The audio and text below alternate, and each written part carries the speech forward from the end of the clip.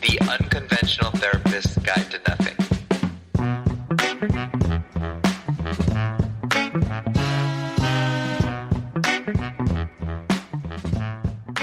Hey everybody, welcome to The Unconventional Therapist. I'm your host, Dave. I'm joined here with my co-host, Gregory, and we are your most favorite unconventional therapist of all time. Are there others? In history. People who have been with us for a long time know that there were other modern therapists who seem to really want their name back. You know, if you go online, there are other unconventional therapists as well, or so they claim. But I beg to differ that they are probably not as unconventional as you and I. We're so unconventional that it almost seems like we don't know what we're doing. I think we might even be described as wacky. Yeah, okay. Yeah. Hey, would you say we're described as quacks? Quacks. Often. Nobody says that anymore, huh? It's very old-fashioned. You bring it back. Well, no, if it's anyone probably can good. do it. It's probably good for us that it doesn't come back, actually. Yeah, it's decent that I haven't heard quack. And anytime you mess up, you can say, hey, I'm unconventional. I got to say, if a patient got really mad at me and walked away saying, you're a quack, I probably would just laugh. I'd be like, that was awesome. Yeah, was he from a time machine? Right? That's what I'd be thinking. Oh, wait, sir. I want to give you Greg's hat to put on. Oh. Dave's giving me the business. That's an old time. Giving you a little one too. So listen, we are not going to do the standard talks about mothers here. We're not going to talk about Mother Teresa or Mother Cabrini, right? We're going to say caprese. I'm hungry. I haven't eaten. Mother caprese salad. So we are talking about Mama Charpentier and Mama Lazat. And this one is going to be for all the mommies out there, which sounds a lot creepier than I thought that was going to sound. But it sounds just as creepy as I thought it would sound coming from your mouth. Okay, cool. So exactly as I designed it. So, Dave, in the past, let's get serious for a second here. In the past, let's talk about the history of moms. Well, I don't think that's a great idea. This episode is a guide to the history of mothers. So it's for you. It's either Eve. I mean, if you're the religious bend, or a monkey. Oh my God! Yeah, Master of Science. So we've decided, right, that in other episodes we don't have to go through all this, that we are the choices that we make. Trust us. We've really narrowed it down to that, but. Mothers have to live based on the needs or choices of their children, which in a way denies them of their own existence. So they can feel, and I hear this a lot, oftentimes like they've lost their identity. And that's a tough feeling. You know, it's only fair though. Is it? Yes, because they should have to, go by the whims of the child's choices because the child couldn't pick their mother, Like the old saying goes, you can pick your nose, but you can't pick your family. Isn't it just like that? No, I think you can pick your nose, but you can't pick your friend's nose. Oh yeah. No, wait, you can pick your friends. You can pick your nose. You can totally pick your friends or your friend's nose. You could, but I think it's taboo. So what are you saying here? That's a Western culture thing, Greg. Are you on the side? And we're going to get into this because you bring up something there to be facetious, I think, but. Yeah, like moms feeling like they aren't doing enough. Moms feeling... Well, we're talking about depleted mother syndrome, which we'll get into first. And then just mom guilt, which I think affects every single mother out there. And it's okay. And we're going to find out why it's okay and what to do about it. So, Dave, I wish you would stop mansplaining it to us and let me go ahead and mansplain it. I know. Here's the thing. Like, here's a couple of... I mean, you're a mommy, right, Dave? Yeah, totally. So it's a strange thing for us to be having this conversation, but we really did want to pay, and I know we both deal with a lot of parents and mothers, almost exclusively. I'm just kidding. But that's your caseload, Greg. Yeah. So I just think that it's important. And Dave, this is obviously your idea, so I won't say so much. I think it's so important because even though I do, you thought it'd be really helpful to talk about the appreciation we have for everything that the moms are doing out there. And maybe we'll Absolutely. just, yeah, I mean, whatever, right? It's Yeah, important. whatever, right? Okay. All right. That's not how I feel, and we'll see. We'll see. What's I've hey grown Greg? and learned. I know this, but remind me again, what's your mom's first name? Linda. Linda. My mom's first name is Vivian. So this Oh. episode goes out to Linda and Vivian. Yeah, because sometimes one of our posts will have 2 likes, and one's Vivian and one's Linda. Yes, that's very true. Actually, it's usually 3 likes because I'm pretty sure my mom likes it from 2 accounts. Okay, great. Yeah. Thanks, Vivian. All right. So we're going to start off with a little something I like to call depleted mother syndrome. And I'm not going to lie, I actually had not really heard of this. I stumbled across it when I was like, oh, I'd like to do something for Mother's Day that's kind of representative of the struggles that they go through. And, this really caught my eye because I was like, wow, this is something that I'm sure a lot of mothers relate to, especially it's funny because it sounds like it would be something like a very common thing to say, especially in today's days and times. But I'm sure it's always been this because, responsibilities have always been there for mothers. It's just, I think they've taken different forms. Mm. So what it is, depleted mother syndrome, aka DMS, is when the demands on a mother increases and her resources decrease, which causes this imbalance, and the mother's emotional sensitivity to both internal and external triggers becomes heightened. That's a lot of mumbo jumbo. Is it though? Can I say something there? Because I prefer you didn't. oftentimes We just move on. when I'm explaining stress to somebody, I think that's like I almost get hearing that in what you're saying. When the resources don't match the demands is essentially stress. Like Dave, imagine if so you've got a family and the bills are piling up and your car broke down and the kids are crying because they need a new pair of shoes or whatever, right? It's once the resources deplete and the demands go up, so there's more demand than there is supply, I guess, of your of the resources you have. That's when there becomes a problem, and I think so. This is a form of like a stress disorder for mothers, right? Wait, can I just ask you something? Yeah. Did you literally just basically repeat the same definition I just said back to me in just different words? It's called reflecting. Thank you for that. I don't know if you've ever heard of Carl Rogers. Maybe we should do an episode on that. Thank you for that, Greg. So basically, it's when the mother's stress increases, but the resources they go down. Well, yeah. But that's how I describe stress to people, generally speaking. When I said it's a bunch of mumbo jumbo, I meant like the way it was worded was mumbo jumbo because basically it sounds like a giant math equation, and I'm not looking to do math. I just want to hear what it's all about. But yeah, I think you captured it in your little soliloquy you just did, and that was very nice. Thank you for that. Where do you think this came from, Greg? Hired moms? Yeah, probably. It was first introduced in a book called Mother Nurture. It was written by Dr. Jan Hansen, Dr. Rick Hansen, aka the Hansen couple. I was going to say the Hansen bros, but like Jan is obviously they're probably husband and wife or something. And Dr. Ricky Polycove. So the 3 of them have coined this term, I guess you would say. This isn't just limited to new parents. So I don't want those parents who have been around the block a few times to feel excluded. You're in this too. Your resources can definitely deplete, and your stressors demands can increase. And it could actually apply to anybody, any kind of parent or caregiver. Doesn't have to be a biological mother. It's anybody, because this is not something that's like,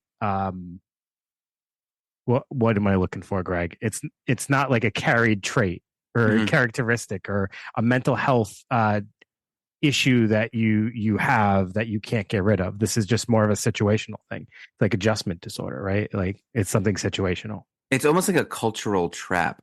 Sure. You know, and I'm going to talk about that when we get into like the mom guilt a little bit. I cannot wait. That's going to be awesome. Hold on to your hat. Shoot. Cultural traps. Damn. Um, so when we talk about increased demands, the reason why I was saying like this, I feel like people talk about like moms nowadays. This is pretty common, but I feel like it's probably always been. It just looks different. But today, moms work longer. Maybe they hold positions with that are have more responsibility, more authority. Probably getting less sleep due to that.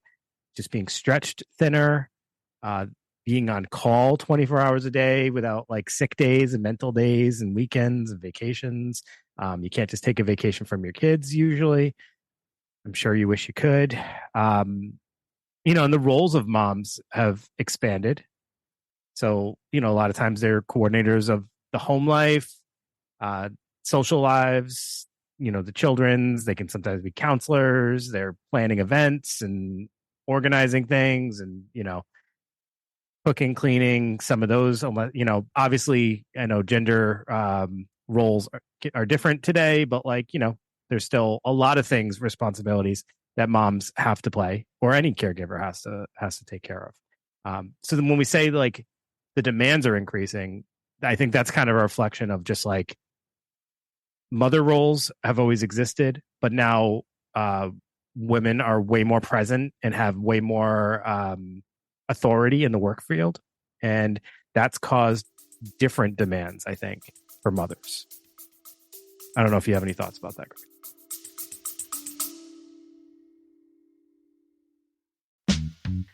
This show is sponsored by BetterHelp. One of the things I've been thinking about lately is how effective just talking can be.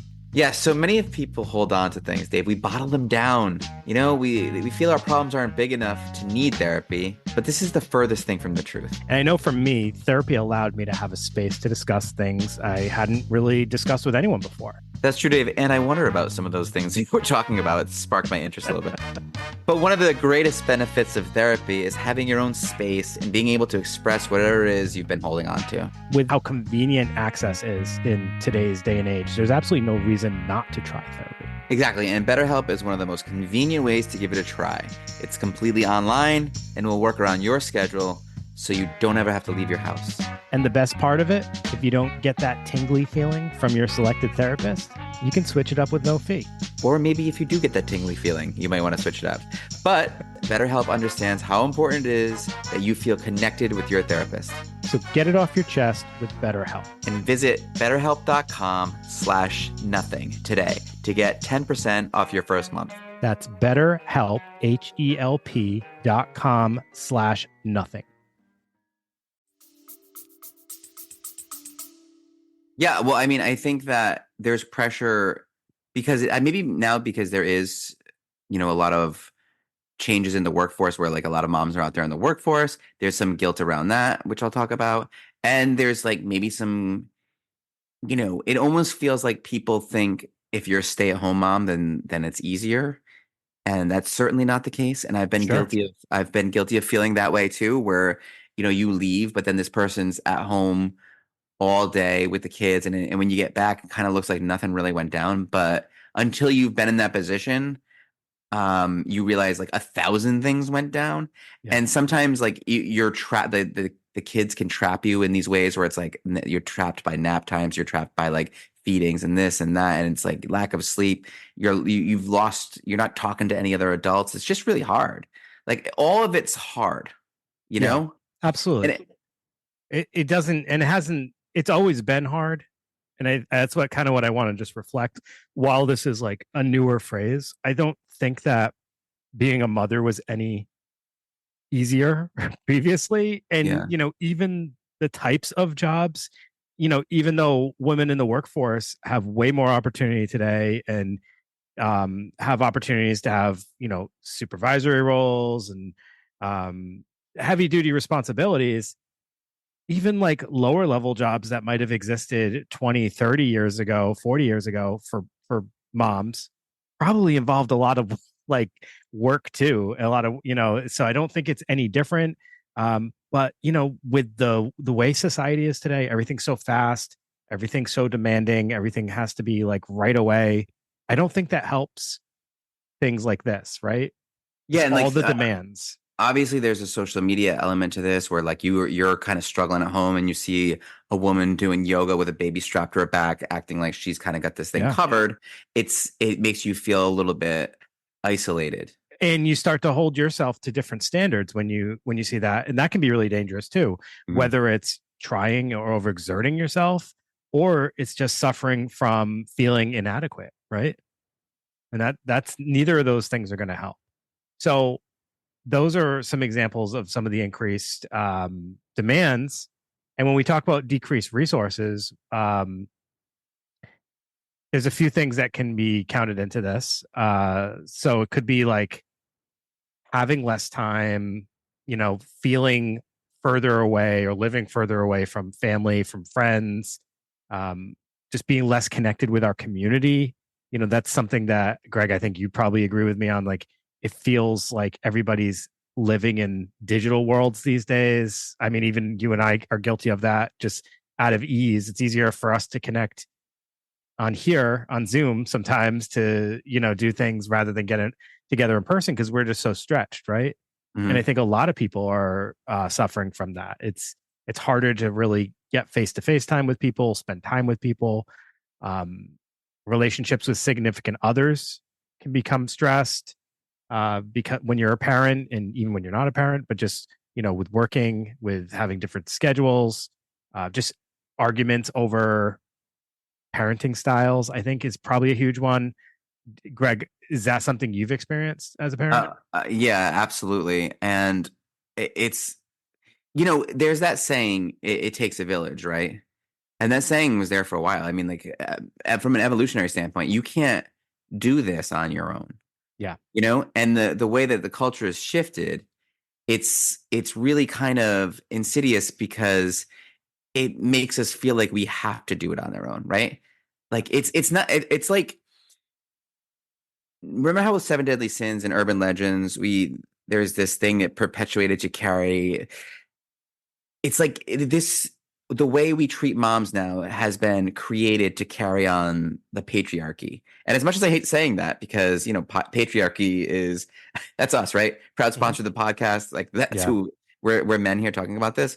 But there's this idea of like what a good mom is, and that idea is kind of like limiting to moms at the time. So there's nothing wrong with being a stay-at-home mom. There's nothing wrong with being a working mom. Both can be great moms.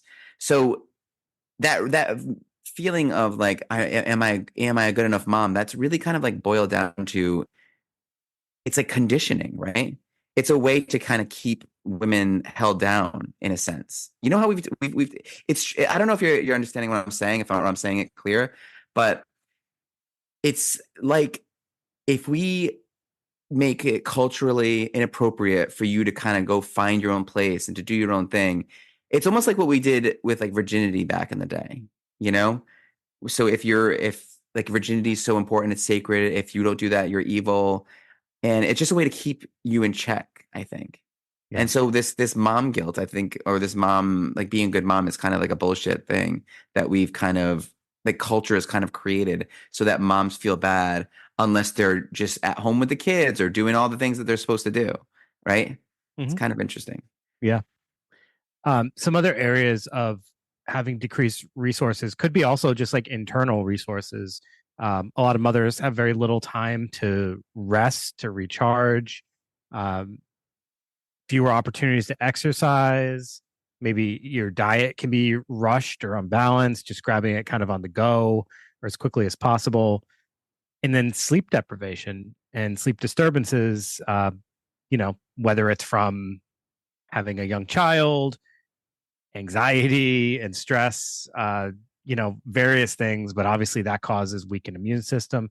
And all of those things together really do create a very lower tolerance to uh, battle things like depression, Hmm. like anxiety. If you're depleted, it's really hard to overcome things, uh, and it's a lot easier just to kind of succumb, right? And want to stay in bed or you know struggle kind of powering through really challenging feelings and emotions and situations. So I think that decreased resources piece is really important for people to pay attention to. And I feel like that's probably the most overlooked thing of any parent Yeah. but it's particularly moms, because they do, we, like you said, we both work with a lot of moms. The one thing I always hear, and a really common theme I have with a lot of parents, and particularly moms, is like this idea of they want to take care of everyone else, which often means they take care of themselves last. Yeah. And I actually talked to some, and I probably should save this for when you're talking about the next thing. But there's some parents who like don't feel right even prioritizing themselves. And so I have to reframe that all the time and say, if you're not at your best, you're not good to anyone, right? So if Right. you really do care about everyone around you, you have to take care of yourself. So you're able to give them the best care that you can. So the thing that you're talking to right now is an important point, because the truth is that most of the research suggests that the best thing a mother can do to help her Yeah. kid's future is be happy. So it's kind of paradoxical. So to be a good mom, you do have to do those things that take you away from the kids, away from the family, and make yourself happy. Not to say that you can't be happy with them, but you have to take that break. And it makes sense if you really think about it. Like, if you're growing up in a household and your mother she's doing everything, but she's cooking, she's cleaning, but she's sweating and she's sad and she's burnt out and she doesn't have she's tattered clothes, right? Yeah. She doesn't have a second for herself. Like, that's not good for you. But if every once in a while your mom gets a night to herself, or she gets the time to go to the gym or whatever her hobby is, and she comes home sort of feeling recharged, Yeah. that's healthy. That's teaching you too, as a child, that, oh, when like you can't, like when things get hard for you, you need to find a way to help yourself get better, right? You need to prioritize yourself so that you can be strong for everyone else. We have to do that. Everyone has to do that. It's incredibly important. We call it mommy's night out. Do your Yeah, thing, well, we call it a girl. Do movie your Bad thing. Moms, right? I mean, that's Yeah. kind of how it's. But bad mom, you got to be a bad mom sometimes to be a good mom. I think that's what we're saying here. Everybody likes a bad mom. Yeah, we're just recruiting bad moms right now. All right. So, what's the result, or what do people feel or experience when they have depleted mother syndrome? The first thing you might notice, well, maybe these aren't in order, but one of the things you might notice: heightened emotional sensitivity. So maybe you start losing your temper more easily, crying more easily, things like that. Increased anger or irritability. So you might start to get quote unquote mom rage. Mm-hmm. Hopefully that's not like a bad. When I was a kid, that was when my mom would be stirring the macaroni and cheese with a wooden spoon and give you a little tap with it, but it would still have some boiling water on it. Abuse? And hot cheese. Linda, abuse? I don't know. Why are you tapping those kids with that hot cheese? Yeah. Dude. All right. Also, increased frustration, kind of blowing things out of proportion at times, feeling overwhelmed or frazzled. Jeez, do I have depleted mom syndrome? Less able to cope with ordinary stress, not feeling present and engaged. You might feel dissociated, or like you're just going through the motions, things like that. Feeling inadequate as a mom. I think that's, a pretty big one for a lot of moms. Always feeling guilty, which you're going to talk about in a little bit. Yeah. Decreased feelings of personal effectiveness, feeling grief at losing important parts of you, feeling resentful of your spouse, and decreased coping resources. You just can't cope. Yeah. So, and there's that element of, like, well, you mentioned dissociation, and I imagine like depersonalization, where it's like you're there, but it's almost like you're watching yourself live your life. Yeah. And like, that's a really hard, sort of scary place to be in too. Especially so it's like hard enough when you're going through this sort of, it sounds like sort of depression and anxiety sort of mixed all together, right? Mm-hmm. And it must be hard to do that and have the responsibility of everyone depending on you. Yeah. It's like, I need to breathe. I need to put down this weight so I can kind of like refocus, Absolutely, Greg. Yeah. Thank you for sharing that. No problem. I mentioned that, like, one of the things that can come up with is just kind of feeling like some of the negative thoughts that might come along with this. So so here's some common things that some mothers who have experienced this have felt like being a mother is too much for me. I feel like I'm an imposter, or I don't know if I'm cut out for this. I don't know how much longer I can keep doing this. I have nothing left to give. Um, Everyone else can do this. Why can't I?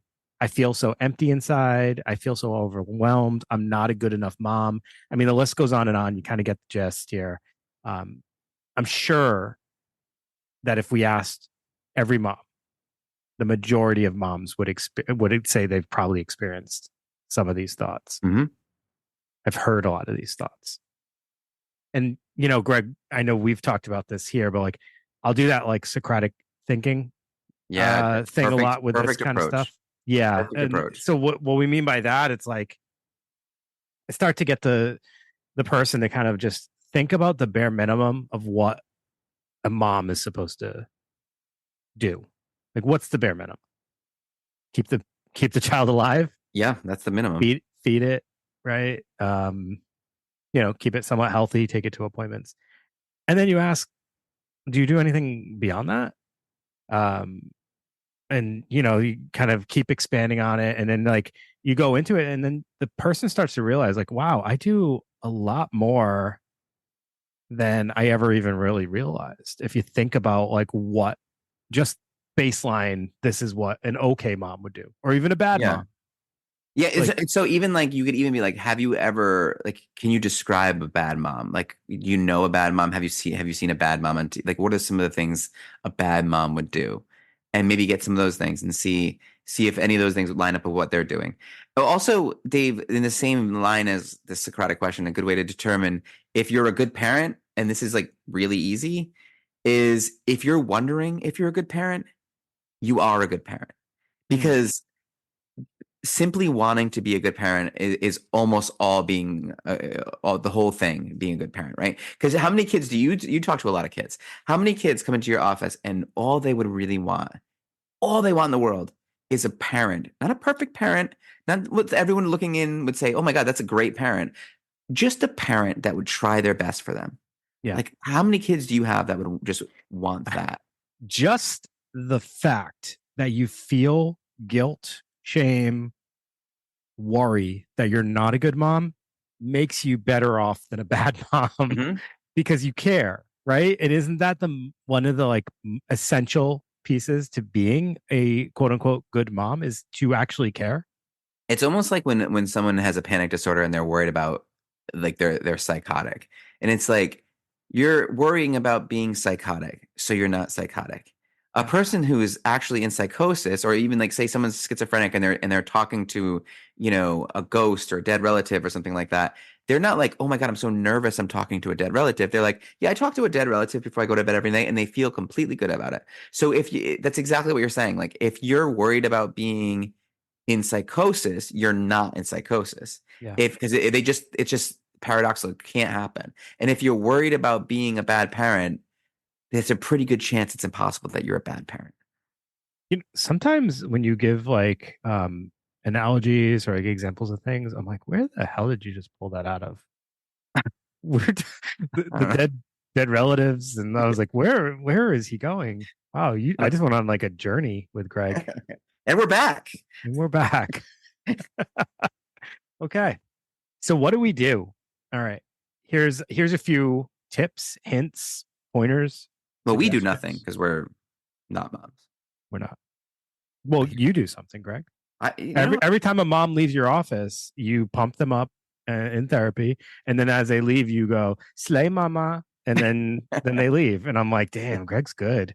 He is good with those moms on his caseload. yeah, slay mama. Okay. I would That is love to what I hear said. you That is say my that. catchphrase. That is my catchphrase. Sometimes I'm like, oh God, not again. All right. So what do we do? First, learn to ask for help. That's probably the hardest thing to do, but super essential. You have to ask for help. You can't just always do everything alone. That's part of what got you into this in the first place, mom. Hmm. Ask for some help. People are here to help you. Be aware of your unique sensitivities and be gentle. Knowing yourself. I I say this to every single patient. I've never said it to Greg, and I'm sharing it with him for the first time just now. Awareness is the first step to solving any problem. If you don't know what the problem is, you can't solve it. Mm-hmm. You're welcome, Greg. Thank you. Don't steal that, dude. You see me writing that down. I copyrighted it, just like Modern Therapist. So the next one is get and stay nourished. Make sure you're eating a somewhat nutritious diet. Make sure you're eating, first of all. That's a very common thing. Skipping meals. Come on. Do you know how freaking rigid me and Greg are with meals? Like I literally feel like I'm gonna like wither away if I don't eat lunch. I'm like, I'm not gonna make it. And then like, I just had breakfast like a few hours before that. I'm bad. And I know you're the same, Greg, because I see am. you leave and come back with food if there's nothing That's in right. the break room. I won't skip. I do yeah. not skip. Yeah. So you got to do it. You got to do it. Get some exercise, fresh air. You don't have to go to the freaking gym. I know everybody thinks like exercise means getting to a gym. It's like do what you enjoy doing. If you like going for walks, go for a walk. You want to go run, go run. Just do something. Get moving. Learn to notice when you're reaching the end of your rope. Pay attention to yourself. Don't just allow yourself to get to the point where you're breaking. Reduce the stress before you get to your breaking point. So once you start to notice, hey, I'm a little overwhelmed, start to make some adjustments, maybe build in a little relaxation time, whatever you can do. If you've reached your breaking point, don't be too hard on yourself. It happens to all great moms. Just remind yourself. Greg, I think it reminds me of like what we've been talking about recently, like burnout at work. Yeah, I know. Getting burnt out doesn't mean we're not the most amazing therapist I've ever met. It just means that we didn't recognize the signs that we were getting overwhelmed, and we worked ourselves too freaking hard at being. Yeah, and we, in the same way that a mother would be like, "Well, there's no way I can stop because people are depending on me." Like that's how we feel too. Yeah, and and you know what? It's like what's so funny, Greg? I feel like when I was like a lazy 20-something-year-old or teen, I had so much free time and did so little. And, now I'm stretched super thin, but I still find time for almost everything. Mm-hmm. You just have to plan, right? Yeah. Like I do so much that like I think like 21-year-old me would be like, oh, there's no way a person could do that many different things. But you do. Even with busy schedules, you just got to be mindful and plan ahead. So the next one would be connect with friends. That's very important. You got to have some fun. Care for your relationship. Don't let your relationship just go down the tubes. Don't allow differences or stress to impact the relationship to the point where you no longer have a support in each other. And then feel your emotions and express them. Feel them though. Don't avoid emotions. I hate avoidance. I am the avoidance king. It's very triggering to me, but like I can always acknowledge like the dangers of avoidance. So you should feel your emotions, acknowledge them, and express them. Don't bottle them up. Yeah, and anytime, and I'm guilty of it too. When you're like your diet and exercise and sleep and everything like that, it's like people, I think, kind of roll their eyes at that and say like, oh, that none of that matters. But it's like sometimes it's hard to do those things, but that's kind of what self-esteem is. That's what building self-esteem is, doing hard things because you're worth it. And those hard things are for you. It's almost like you want to become somebody you admire. So you have to do hard things because we admire people who do hard things, right? Yeah. Like we admire people who set boundaries, who prioritize themselves, who work hard. Like we would admire that in ourselves too. So I admire myself because I tried to eat right today, and I tried to exercise a little bit, and I tried to get some sleep. I put myself first, and somewhere subconsciously, it's like I'm doing these hard things for me. So almost innately, that'll make you start to feel better. Yeah. Right. Absolutely. It's not just, exercise for no reason. It's exercise, like all the research points. Everything is like exercise will help. Yep. It just will. So, Greg, that is an overview of depleted mom syndrome. Can you share a little bit about what mom guilt is and how we overcome that? Sure. I mean, I hope I can help us overcome that slightly, but so mom guilt. I mean, who hasn't been there, right? So there's this is what is it? It's an incredibly wrong idea that you're selfish if you do something for yourself. Like doing something that's important to you or doing something that doesn't involve your kids. And the fact is that 90% of your life, you're focused on your kids. So it's kind of a cognitive distortion, like discounting the positive because you're forgetting that most of the time you're 180, 90% focused on your kids. So there needs to be some room for you. You're not a bad mom if you start doing things for yourself. So another way to describe it is this feeling of guilt, and obviously, and shame that you're not living up to who you should be as a parent. That's the big kind of key there, Okay. you Yeah. know? Hmm.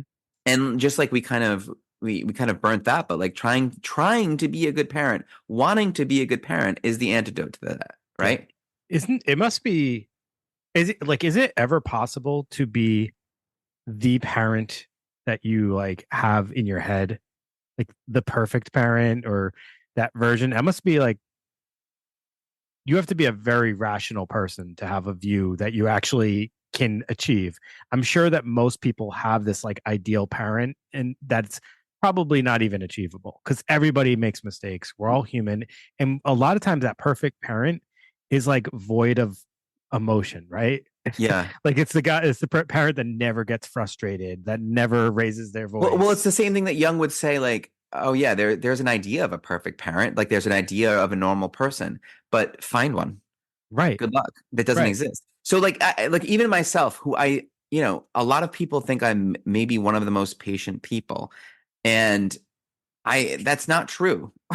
I mean, because no, like there's things like where like I'll get home and I'll only be there for like 15, 20 minutes and the kids will have broken something or done something or said something. And it's like I find myself 15 minutes in, I'm already critiquing every single thing that they're doing. Don't chew with your mouth open, don't do this, don't do that.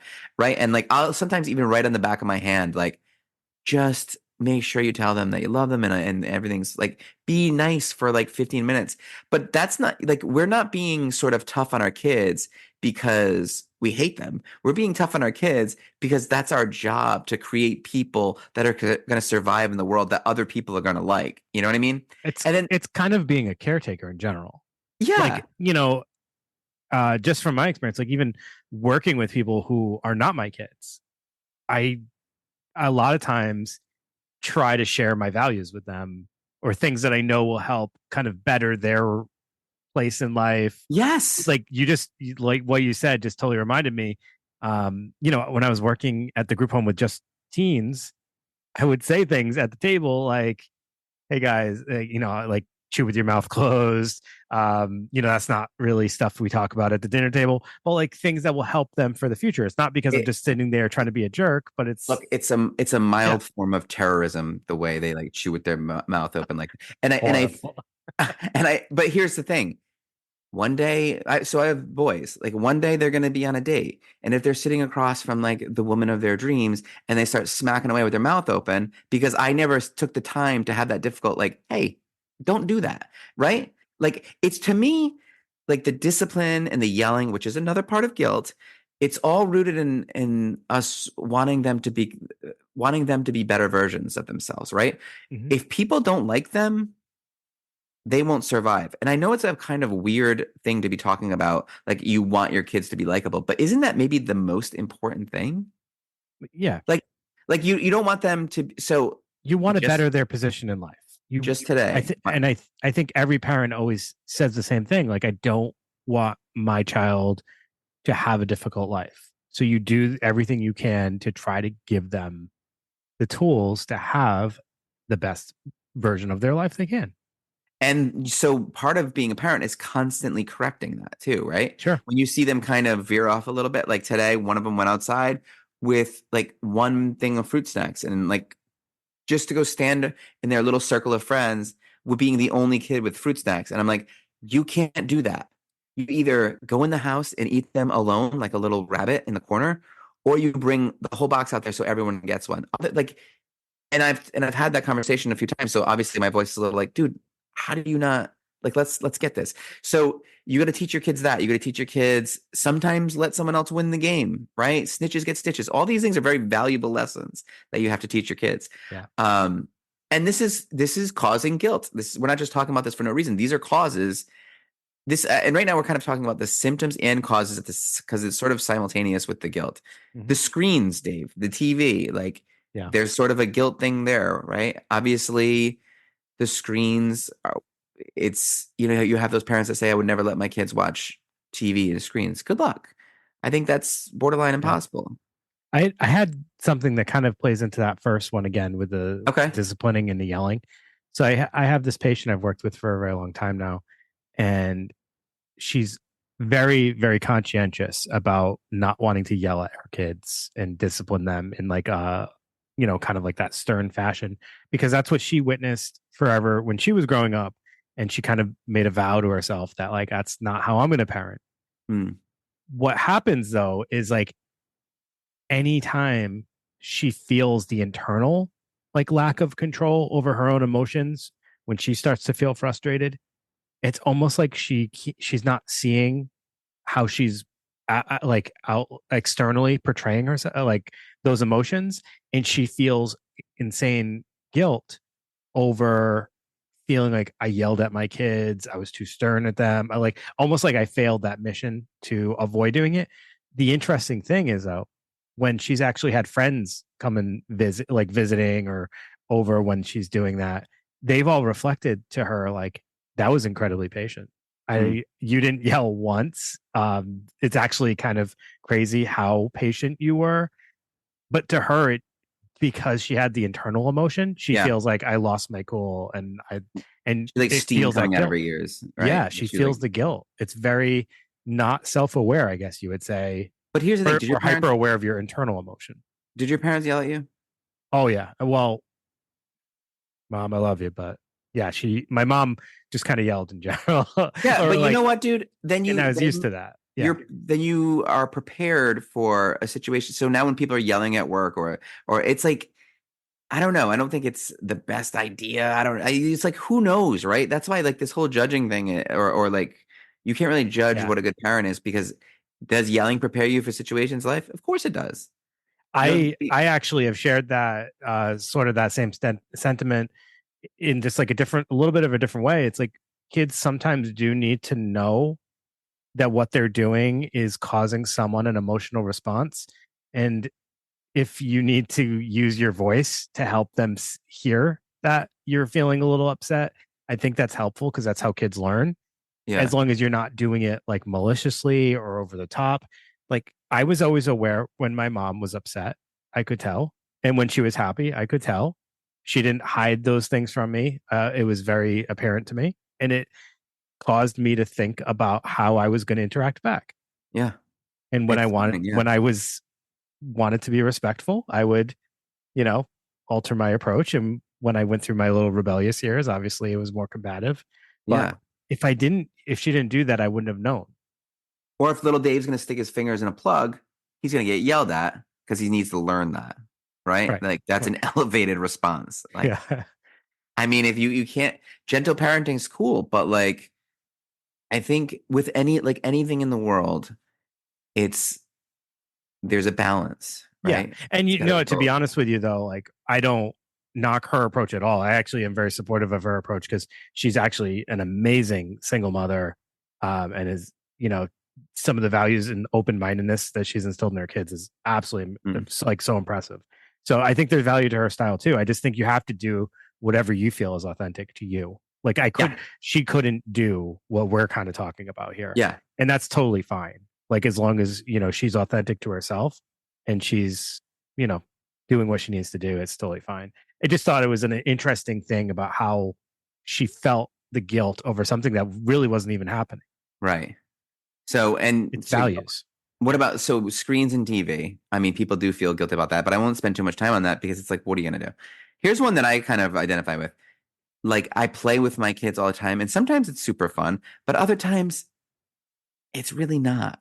Yeah. right? And I think people feel guilty about that. Like they're, they see other parents maybe on TV, maybe on Instagram, like doing these, like building roller coasters in their backyard, or like, they're on the ground, like pushing the car for 45 minutes, an hour, 2 hours. It's like, I don't, it's Yeah. okay if that's not that fun. You can fake it a little bit, but I mean, it's not weird that like after you, if you're all alone in the house with a kid, like you're sick of doing like, Mario's voice with the little guy or something, it's okay. Like remember though that this is supposed to take a village, and a village you Yeah. are not, moms. Like you're not. You're just you. So give yourself a break. You're doing your best, and as long as you're doing your best and trying, and even you can't always, and your best is going to look different day to day too.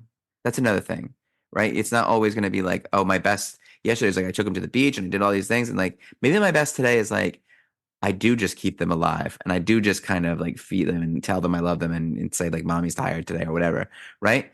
Because it's hard day to day. So some of these things that are gonna show up as symptoms too are like obviously depression, like you talked about. I don't want to like overlap too much here. Anxiety. You know, Part of the mom guilt is something we talked about. And people don't think it's that hard. And maybe dad's going to work. And I've been guilty of this too, where I go to work for like hours on end. And you come back and the house doesn't look very different. It looks like nothing really happened here. But that's not the case, because when I'm there on Sunday the whole day, I'm like, holy geez, how do you make this happen every day? It's so hard, right? Hmm. And like she goes away for like 4 hours and I'm like, oh my God, don't ever leave us like that again. You know what I mean? Yeah. So it's another huge contributor to mom guilt is I think social media, comparing yourself, not just on social media, but anywhere, like comparing yourself to anybody. Like, don't do that. Um, it can be really boring staying out, being a mother, right? Like, it's kind of boring hanging out with little kids all the time. It's not exactly intellectually gratifying, right? You're not having these huge conversations that maybe you used to, or you're not really like getting deep with anyone. So you know, maybe you're talking to your kids about Bluey. Have you seen Bluey? No. Great show. And Bluey's parents, who's a little character on the Disney Channel, his parents are better than any of us could ever be. It's actually really great. Just frustrations in general. It's just really, really difficult to feel guilty, like you're not doing enough. You're not enough. That's kind of the sense that we're talking about here. Yeah. So Greg, what we did kind of overlook one thing that I think is pretty big in today's society. Kind of goes into with the depleted mom syndrome, depleted mother syndrome, as far as like something else that causes can be a causation of guilt, is that time away from home. That Yeah. now, like we were talking about working moms being away from their children for, or if the job takes them away for any period of time, the amount of hours they're already working, and on top of that, like that's something that I think it can be cause a lot of guilt, especially, I think I say especially, yeah, no, most likely especially for like newer moms. Like you do your, you're out on maternity leave and then suddenly you have to go to work, and you're away from your child that you were just spending every single day with. Yeah. So Yeah, that's another pretty absolutely. significant And so thing here. so guilt, so again, we're talking about guilt here, but guilt does serve a purpose from an evolutionary standpoint, right? It's kind of designed to make you, feel bad when you're doing something that, is not selected for, right? So someone steals something, they feel guilty because in a tribal setting, like that, your society couldn't like survive that way. But guilt is sort of, for this mom guilt, it's kind of the way we're anxious about things nowadays.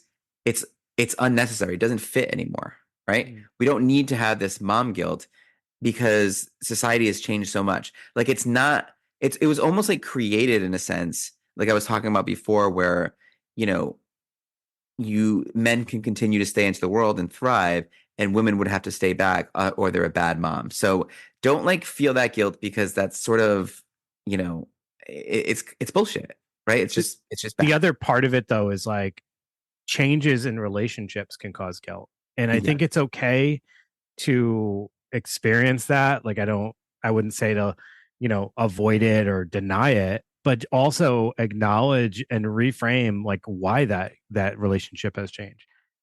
it's I like I was saying, for maybe a mom returning from maternity leave, or any parent that was able to work from home during all of COVID, and suddenly now you're back in in person work, and all that time that you were able to spend at home alone with your child, now you're not able to do at all. And Yeah. that's a rather large change, and I think it's okay for us to feel something about that.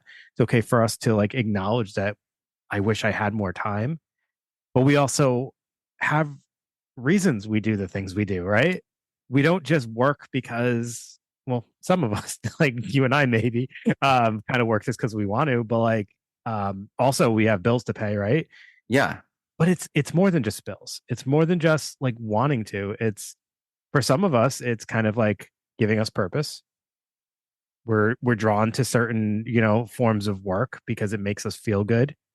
It gives us stuff to do. To like, is it healthy to just be at home all the time with one thing and nothing Yeah. else? No, That's the thing, right? right? Diversify your Yeah. identity. Not Talk even a stay-at-home mom does just one thing. Like they have to have other things they're involved in order to stay sane. So Mhm. yeah, exactly. Diversify, and yeah, I just think it's okay to acknowledge that it sucks when you have to change the dynamics at times, and but that is life. But think about it. You can think about the guilt as any other intrusive thought that you would have as a mother, right? So the guilt's kind of highlighting your desire to be a good mother. That guilt is just there saying, "Hey, this is important to me." Just like anxiety, it's going to show up in with things that are important to you. Like this is important to me. Like I So how can I find other ways to make myself feel like I'm giving everything I can to this yeah, relationship, right? yeah. Like what else can I do, or how can I do something special here so that like I feel better about this relationship? Right. So it is very similar to anxiety in that way because it might even like the guilt might even be healthy in a way because you're saying to yourself, I want to give my kids more than I'm giving them. But then you can kind of just like any other cognitive distortion, kind of challenge that. Like, well, am I doing everything I can? Am I being reasonable? Is that a reasonable thing to request? I think I am. Like, you know what I mean? You can kind of challenge it and feel better about it. And that may be something you can do in therapy. So the things that you mentioned about what to do about this, kind of, there's so much overlap in that with mom guilt Okay, as depleted moms, sure. and I mean it's pretty much identical. Taking care of themselves and Yeah, getting help, advocate talking. time for yourself, Yep. very Feel your important. emotions. Yep. So eat, sleep, all those great things, exercise. Um, but you know, I think that before we talk about real quick like how therapy can help, because obviously this is something therapy can, you can see that this would be pretty simple sort of CBT kind of deal, like to Yeah, help. I was automatically thinking of CBT, Yeah. maybe some DBT like strategies. Pretty simple. So if like this is something that's kind of like crushing you, which we completely understand, reach out to a therapist and if that therapist, reach out to a different therapist. BetterHelp. You can switch all you want. Um, or whatever. I think mindfulness would be really helpful. Sure. Absolutely. Grounding yourself, kind of feeling, getting present, feeling in tune with your body, stuff like that. We always kind of like to, um, well, as much as we can when it makes sense, add a little pop culture in here. Um, and I think that there's not a ton, but there's a few things I'll mention. Bad Moms, that's kind of funny, right? There's this show on Netflix, Working Moms, Mm, that I watch like on my yeah, own, and I yeah. love it. I think it's great. And it kind of really it normalizes this feeling like I don't think I'm doing enough as a mom. Am I a good mom? Like there's obviously working moms in it. The name of the show is Working Moms, but there's moms that stay at home. It's like it kind of like um you can identify with like a lot of characters in there if you're doing this. There's that Disney show Brave, Disney movie Brave, which I kind of like. And here's one that maybe you've seen, Divine Secrets of the Yaya Sisterhood. No, You've never seen that? no. Why would I? I saw it in the theaters with a girlfriend way back when. But this was all like this woman. Didn't you do a double feature of that in what was it, Sisterhood of the Traveling Pants? I haven't seen that one. I'm Yeah, gonna put it right. on my list. Sure Um, wasn't. I was actually had to look up the name of the Yaya one because I was like the Divine Secrets of the Yaya Traveling Pants. What? That can't be right. Um, but no, that had a great, really like poignant mother scene where she's like, the kids are sick and she's not really with the guy she wanted to be with, and this isn't really the life she wanted, and the kids are like throwing up everywhere and they have diarrhea, and she's just like, forget it, I quit. And she like just goes away. Dude, it's like, it's intense, right? It can be really, you can have those moments.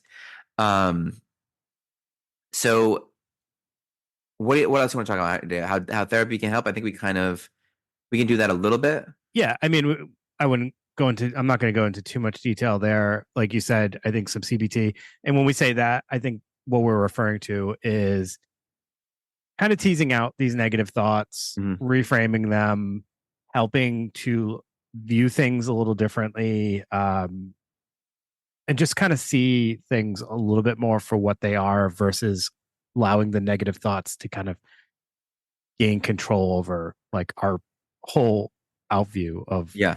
of motherhood and of life and all that stuff. And when I Yeah. said DBT, I was kind of thinking of uh, some coping skills for just emotional regulation, because like what a lot of the symptoms here deal with like frustration, anger, things that like don't feel good. So with DBT, dialectical behavioral therapy, sometimes we identify warning warnings that we're feeling certain ways, so it's getting in tune with how we're feeling and our signs and like that show us that we're starting to get upset, Mhm. so we can start to think and then act in line with our values, take pauses, things like that, which it would probably feel really good to feel like you have control over your emotions a little bit. Yeah, like Seinfeld when George is getting angry, Yeah, he knows. exactly. Yeah, like it's super, like, makes sense to me to identify, because they're essentially, the mom guilt is cognitive distortions. They're irrational beliefs, and you're going to want to find those, challenge them, and sort of restructure those thoughts. Talk to another adult, right? Like, talk Mhm. some shit about your kids. It's Yeah, fine. yeah, Um, take those steps towards getting your needs met and get your partner on board. And if you don't have a partner, I mean, that's super stressful too. So get some help. Um, where this could be really tough too. In my family, it's a blended family. Not everyone might know that, and that brings its own challenges, which can be really hard too. Where we both have our own like sort of guilts, where sometimes you take the side of your child over anybody, and like even over the partner in the relationship, which can be difficult too. It's like it all parenting. It's hard. So it's okay that you're struggling with it, and it's okay that you feel guilty. But if you are trying, and if you care at all about doing this right, or trying your best to get it right, you are. That's what we want you to know. yeah. Like, you are. That's 90% of the work is done. Greg, I thought maybe we could just like end this by maybe just sharing a little sentiment about our own moms Oh, about maybe like something that we appreciate about them, yeah. or we feel like they were very strong in, or something along those lines. Yeah. I'll even So, go first if you want. of course, Greg. Well, I mean, obviously I have nothing prepared, and I really don't, because you just dropped that on me. But I will say something. During COVID, my mom had breast cancer, which was really hard for us all. My mother taught me something about your disposition and your point of view when you're about to go through something like that, how important that can be. She's always had this, like, this is all going to work out kind of attitude, right? It's going to be Mm. fine. I'm tough. This is going to be fine. And I got to be honest, throughout that whole thing, she was coming to my barbecues. My mother, she lost her hair, everything, went through all that, coming to the barbecues, having drinks, flipping burgers, laughing and joking. And while we all knew she was struggling pretty hard, and she just pushed through. And I think it was just that attitude, like this, we have that saying, like, whether you think you can or think you can't, you're right. And there was not 1 ounce of doubt that she was going to push through this and get through it and come out the other side. And that's just the way it was.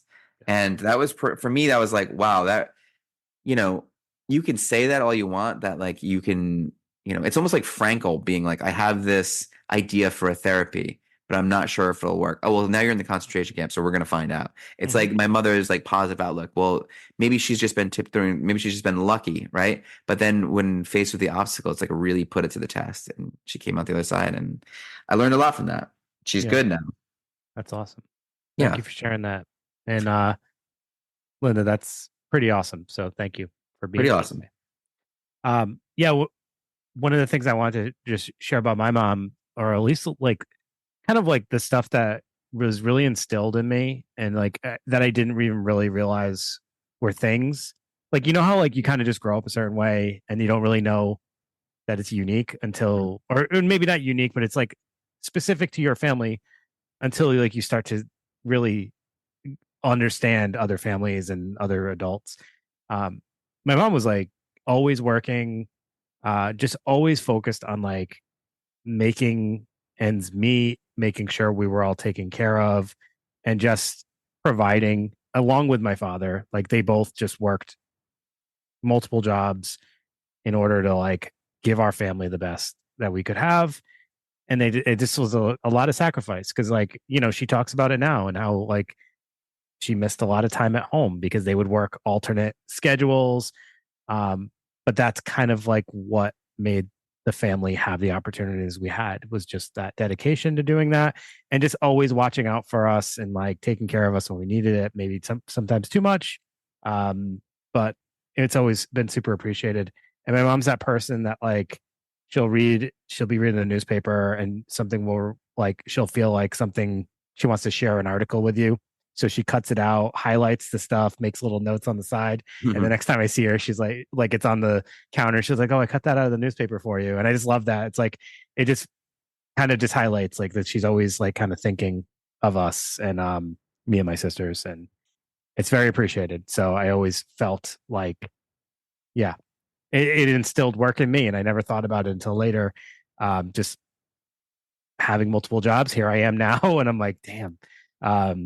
Never stopped working as soon as I started. And, I think that you're in the same boat as me in that aspect. And it's like, not everybody's like that. So I do. Not everyone's like that. No. And I'll talk about why I'm like that when we talk about fathers. Yeah. Yeah. That's one hard work I can do too. Yeah, man, I know. And it's like, yeah, we lucked out. We did, and they weren't perfect, but they tried their best. No. And I mean, that's the other thing. It's kind of that understanding that not everybody's perfect. And, that's all you can do is like do your best to create a family and keep it going and be dedicated to the family. And my mom was always super dedicated. And, there was plenty of road bumps where she could have, been. Yeah, like deficits. Like, yeah, obviously like stereotypical moms. My mom wasn't cooking fancy dinners. I'll tell you that. I mean, hamburger helper. Yeah. Sometimes. But you always had a meal. And that's like, I always share that with my mom's. Like she would make sure she had something prepared for us before she went off to work. And, then we'd come home and it would be there. And I know I took that for granted for many years, but it was like, no, that was pretty amazing. So yeah, absolutely. Well, Dave, I'm glad we did this. And hopefully, this might be a smaller target audience, but that's okay. We think it's important. Shout out to the mommies out there. That's for the mommies. Mamas. All right. Okay, everybody. Thank you for tuning in. We appreciate it. As always, we're always going to encourage you. If you would be so kind, we'd love for you to get out and tell us how you feel. Leave a rating, leave a review, contact us on social media, send us an email. And now we have a new thing where people can send us, quote unquote, not to like toot our own horns, fan mail. I don't even know exactly where it shows up, but somewhere on the streaming apps, it says leave fan mail or maybe contact. I don't know what it says exactly, but if you see that option and you want to give us feedback, we actually got one today and it was pretty awesome.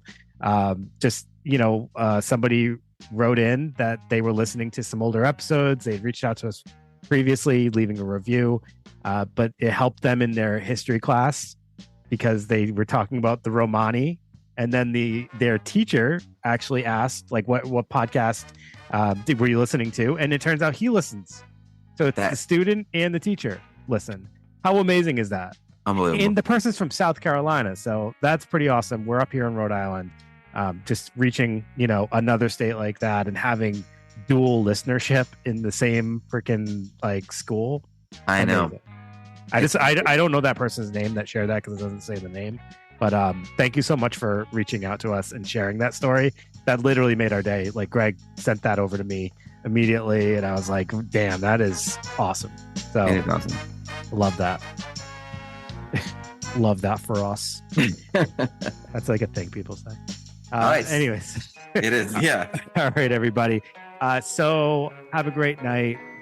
Happy Mother's Day to all the moms out there. See you next week.